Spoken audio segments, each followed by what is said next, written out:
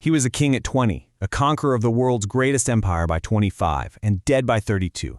His name is legendary, Alexander the Great. But you know, the incredible story of his life is almost completely dwarfed by the massive mystery of his death. So let's start at the end. We're in the ancient city of Babylon, the undisputed master of the known world, a guy who literally never lost a single battle, has just died from some kind of sudden illness, and the entire empire he just finished building, it's holding its breath. And this is the question, right? The one that is echoed through history. How does a figure who seemed more than human, who stared down armies 100 times bigger than his own, just die? To even start to find an answer, we have to go all the way back to the beginning. Because to really understand the mystery of his death, you first have to grasp the miracle of his life. And it all started not with a sword, but with this incredible moment of pure insight. Okay, so picture this. A wild, untamable horse is brought before his father, King Philip. It throws off every single experienced rider. But 12-year-old Alexander, he notices something everyone else missed. The horse isn't being vicious, it's terrified of its own shadow on the ground. So he just calmly turns the horse to face the sun, making its shadow disappear behind it, and boom, the beast is calm. His father was just in awe, and he apparently said, "My son, you must find a kingdom big enough for your ambitions. Macedonia is too small for you." Now that incredible ambition was forged by the greatest mind of the age, Aristotle. For 3 years, Aristotle taught Alexander to see the world not just as it was, but as a series of problems that could be solved. He gave him this radical new way of thinking: observe, analyze, and then act on the real truth of a situation. That was the true weapon he was given, the ability to see the horse's shadow when everyone else just saw rage. And that's an ability he was about to apply to entire empires. But Alexander's path to greatness wasn't going to be paved with philosophy alone. No, it would be secured with steel and, well, a whole lot of suspicion, starting with the very throne he was supposed to inherit. He's just 20 years old, and his entire world is shattered. His father is murdered. Was it just a personal grudge? Or, as some historians whisper, was it a plot by his own mother, Olympias, to make sure her son got the throne? We'll probably never know for sure. But Alexander didn't wait around.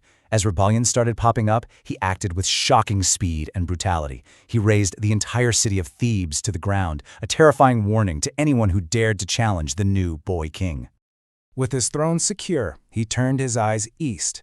He set his sights on an empire that had humbled the Greeks for generations, the Persian Empire, the absolute superpower of its day. I mean, the sheer audacity of his plan was staggering. On one side, you have Darius III with a seemingly endless supply of soldiers and gold. And on the other side, you have Alexander with a pretty small but battle-hardened army, and one key asset you just can't measure: his own genius and an absolutely unbreakable will to win. And in 2 huge, decisive battles, Alexander's strategy completely shatters the Persian lines. King Darius himself actually fled the battlefield not once, but twice. Alexander captured the king's family, his mother, his wife, his daughters. But instead of treating them like prisoners, he treated them like royalty. And get this, when Darius was later betrayed and killed by his own generals, Alexander hunted them down and had them executed. He then gave his fallen enemy a magnificent royal burial. See, he wasn't just conquering lands, he was conquering hearts and minds. So he's conquered Persia, he's been crowned pharaoh in Egypt. You'd think he'd be satisfied, right? Nope. His ambition pushed him and his army further and further east, all the way to the very edge of the known world. And here, in what is now Pakistan, he faced a challenge that struck fear into the hearts of his bravest soldiers, an army led by the formidable King Porus, whose secret weapon was something truly terrifying: armored war elephants that just crashed through battle lines like living tanks. For the first time, Alexander's hardened veterans felt real fear. After a brutal, bloody battle, Alexander was victorious. The wounded King Porus was brought before him.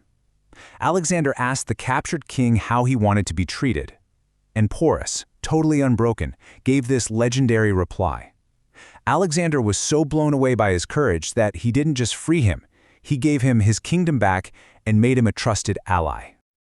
He had conquered kings and elephants, but his ambition finally hit a wall it just could not break. After years of marching and fighting, his own men, loyal to the very end, finally put down their spears. They'd reached their limit. They wanted to go home. And for the very first time, Alexander the Great had to turn back. So he turns his massive caravan back towards Babylon, the new capital of his world-spanning empire. But in his mind, this was not a retreat. The journey was full of new plans for new campaigns, for strengthening his rule, for building a whole new world. He had no idea he was marching straight towards his final mystery. His impact was just immense. In a little over a decade, his conquests kicked off what we now call the Hellenistic Age. This was an era where Greek culture fused with the East, sparking these incredible advancements in art, science, and philosophy that would literally alter the course of civilization forever. He didn't just conquer the world, he remade it. But here's something that's really mind-blowing. His legacy might be even more personal than that. Some genetic studies suggest that today, almost 1% of the entire world's population may carry traces of his DNA, passed down through the centuries. An ancient conqueror literally living on in millions of us. But tragically, he never made it back to Macedonia. Back in Babylon, he was struck by that mysterious fever, and within days, the man who had completely redrawn the map of the world was gone, leaving his vast, chaotic empire to be torn apart by his generals.